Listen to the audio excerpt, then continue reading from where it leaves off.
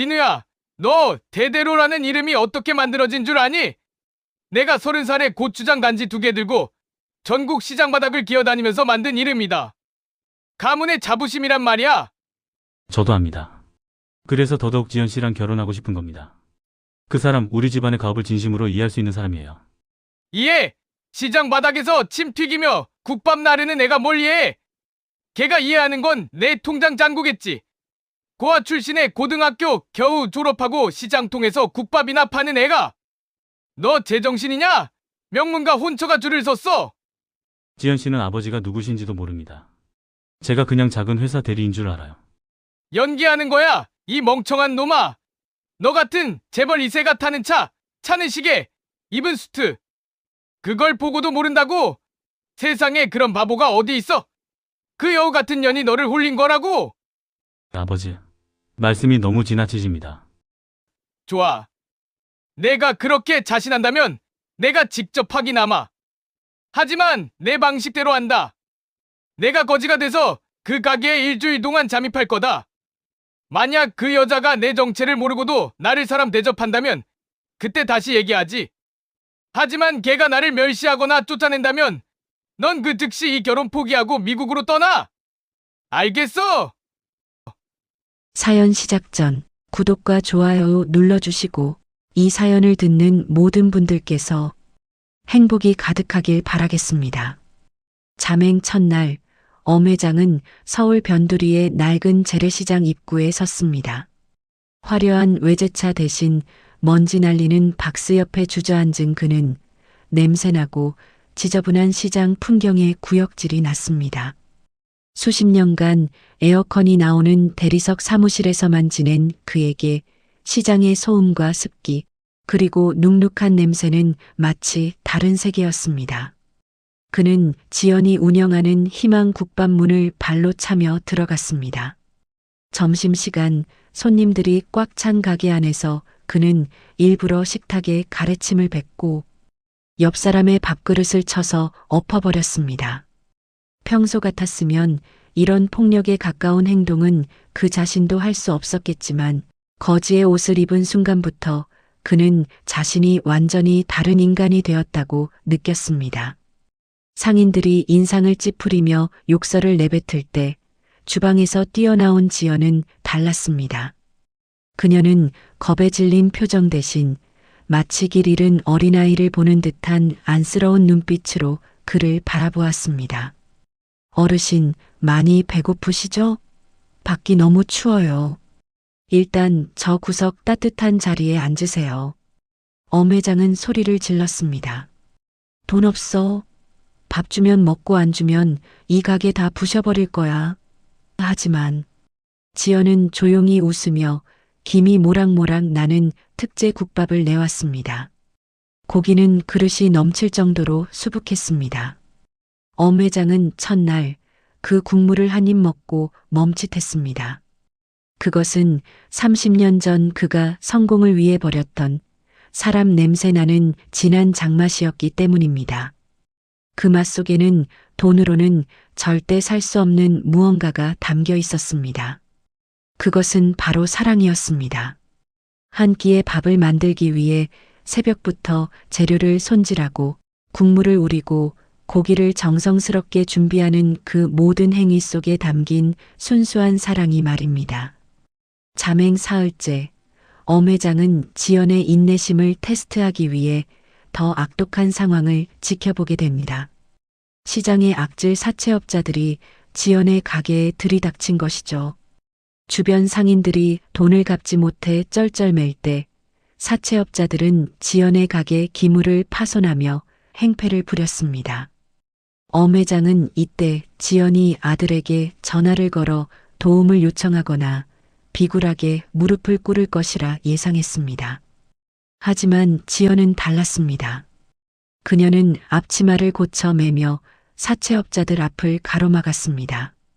이분들 괴롭히지 마세요. 대신 제가 오늘 밤새도록 만두를 빚어 팔아서라도 이자 챙겨드릴 테니까 오늘은 그냥 돌아가세요. 사채업자가 지연의 뺨을 때리려던 순간 구석에 있던 엄 회장은 자신도 모르게 벌떡 일어날 뻔했습니다. 하지만 지연은 눈 하나 깜빡하지 않고 그들을 응시했습니다. 결국 그 서슬 퍼런 기백에 사채업자들은 욕을 하며 물러갔습니다.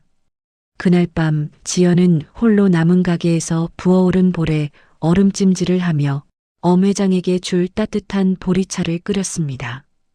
그녀는 자신이 맞은 폭력에 대해 한마디 불평도 하지 않았습니다. 오직 남의 고통을 덜어주려는 마음으로 자신의 손을 움직였습니다. 엄 회장은 어둠 속에서 그녀의 뒷모습을 보며 처음으로 가슴 한구석이 아려오는 것을 느꼈습니다. 그것은 마치 얼어붙은 심장이 서서히 녹아내리는 듯한 아픔이었습니다. 잠행 5째 날, 엄 회장은 자신의 정체를 숨긴 채 박 실장을 시켜 마지막 일격을 가합니다. 고급 수트를 입은 박 실장이 현금 10억이 든 가방과 백지 수표를 지연의 탁자에 올려두었습니다. 이 가게 털을 넘기고 레시피를 넘기세요. 그리고 이 시장을 떠나 다시는 국밥 장사를 하지 않겠다는 각서만 쓰면 이 돈은 당신 겁니다. 엄 회장은 가게 구석에서 숨을 죽였습니다. 자신의 모든 계산과 경험이 여기서 답을 해줄 것이라고 확신했습니다. 자, 이제 본색을 드러내라. 저 돈이면 내 인생이 바뀐다. 저 정도면 충분하지 않은가? 하지만 지연은 수표를 쳐다보지도 않았습니다. 그녀의 눈빛은 흔들리지 않았습니다. 사장님, 이 국밥은 제 자존심이고 저를 믿고 오는 시장 사람들의 한 끼입니다. 돈은 있다가도 없는 거지만 사람의 신뢰는 한 번 잃으면 끝이에요.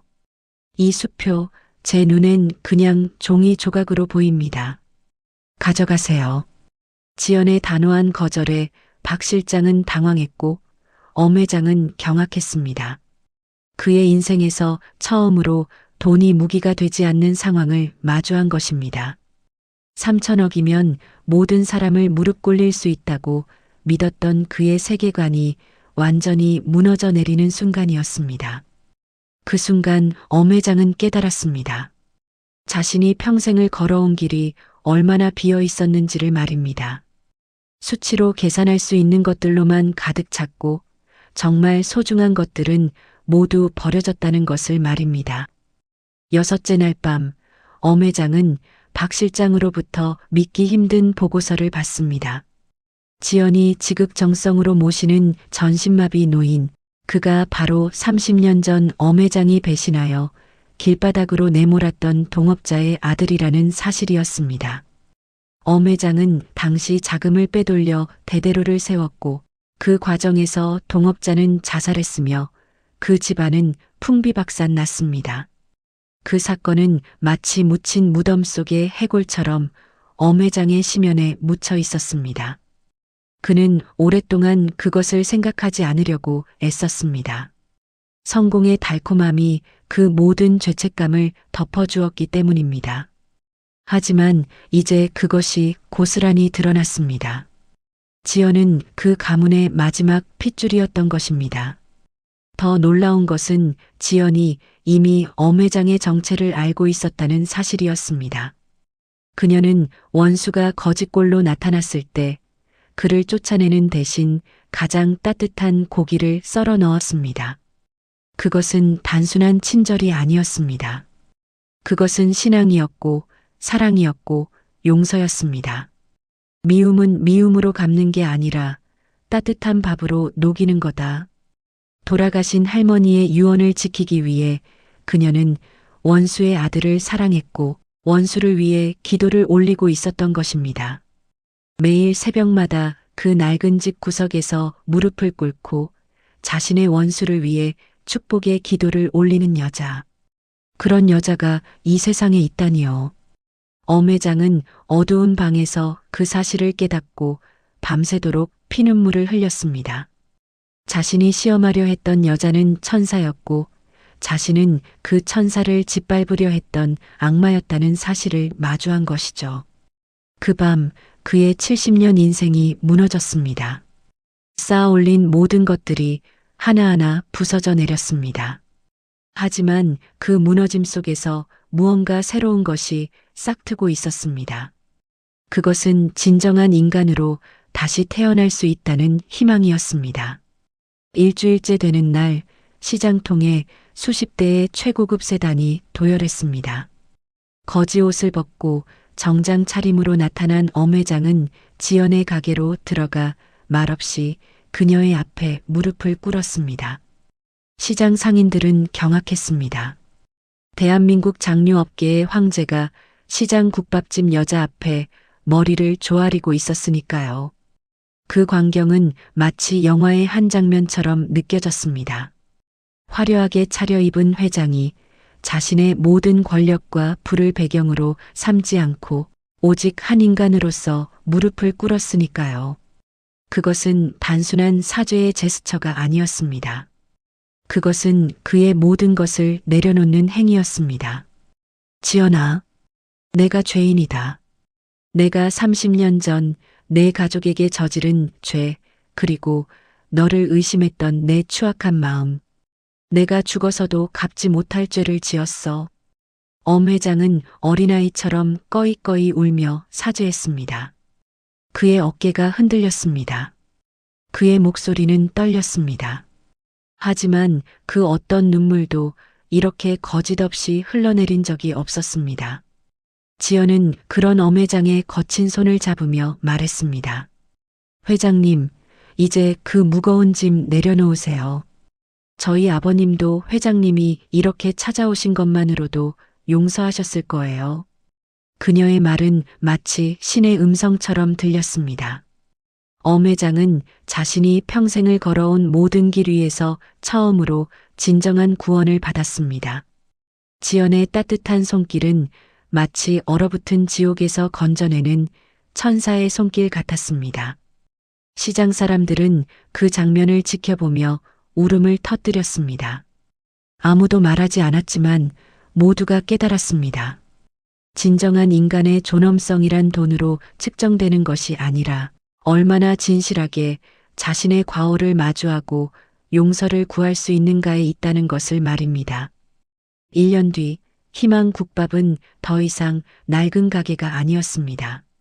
엄 회장은 자신의 전 재산을 털어 시장 현대화 사업을 지원했고 지연과 진우는 결혼하여 행복한 가정을 꾸렸습니다. 하지만 그것은 단순한 현대화가 아니었습니다. 시장 사람들의 존엄성을 지키면서 동시에 그들이 더 나은 환경에서 일할 수 있도록 배려한 현대화였습니다. 엄 회장은 회장직을 전문 경영인에게 맡기고 주말마다 앞치마를 두른 채 국밥집 서빙을 도왔습니다. 그 모습은 처음에는 어색했습니다. 하지만 시간이 지나면서 자연스러워졌습니다. 손님들은 그 앞서가던 거만한 회장이 이제는 자신들을 대하는 모습이 달라졌음을 알아챘습니다.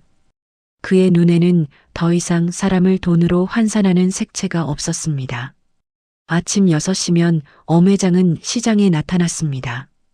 그는 먼저 지연과 함께 새벽 준비를 했습니다. 양파를 다지고 고기를 손질하고 국물을 맛봤습니다. 그 모든 행위 속에서 그는 배웠습니다. 한 끼의 밥을 준비하는 것이 얼마나 신성한 일인지를 말입니다. 회장님, 이제는 본인 일이 아니니까 도와주지 않으셔도 돼요. 지연이 농담처럼 말할 때마다 엄 회장은 웃으며 답했습니다. 아니다. 이것이 내 가업이다. 30년을 잘못 살았다면 앞으로 30년은 제대로 살고 싶다. 그의 말에는 더 이상 거만함이 없었습니다. 오직 진실한 결의만이 담겨 있었습니다. 손님들이 늘어났습니다. 처음에는 엄 회장의 정체를 알고 호기심으로 찾아오던 사람들이었지만 시간이 지나면서 정말로 맛있는 국밥을 먹으러 오는 사람들로 바뀌었습니다. 그것뿐만 아니었습니다. 그 가게에는 무언가 따뜻한 것이 있었습니다. 단순히 음식의 맛이 아니라 사람을 대하는 마음 때문이었습니다. 매 주말마다 지연과 진우 그리고 회장은 함께 일했습니다. 이제 진우도 아버지의 변화를 이해했습니다. 처음에는 아버지의 행동이 이해가 안 됐지만 시간이 지나면서 그것이 진정한 사랑이었음을 깨달은 것입니다. 그리고 지연은 원수를 용서하고 그를 위해 기도했던 그 할머니의 가르침을 이제 아들에게 전해주고 있었습니다. 그는 이제 압니다.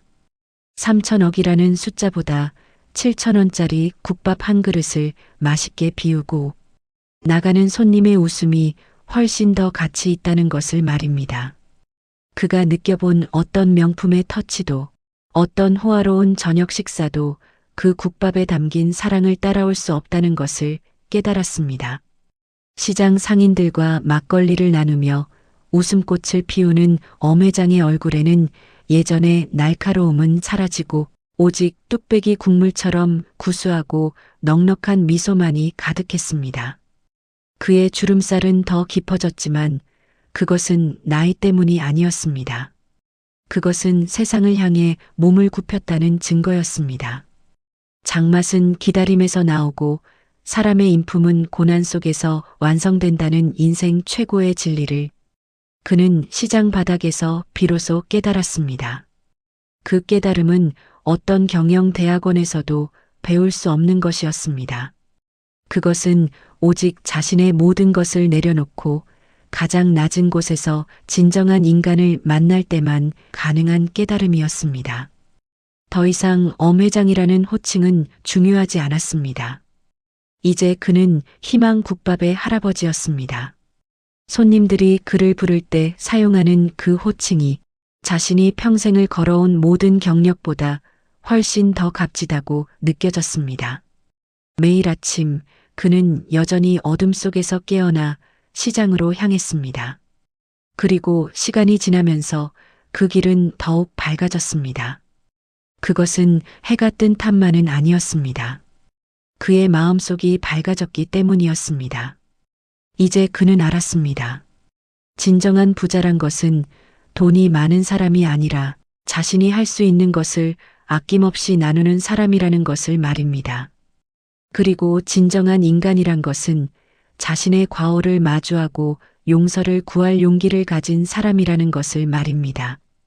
희망국밥이 뜨거운 김을 내보내는 동안 엄회장은 웃으며 다음 손님을 맞이했습니다. 그 미소 속에는 과거의 모든 아픔이 녹아 있었고 미래에 대한 모든 희망이 담겨 있었습니다. 마치 뚝배기 국물처럼 말입니다. 돈은 있다가도 없지만 사람의 신뢰와 사랑은 영원하다. 그것이 엄칠성이 시장 바닥에서 배운 마지막 진리였습니다.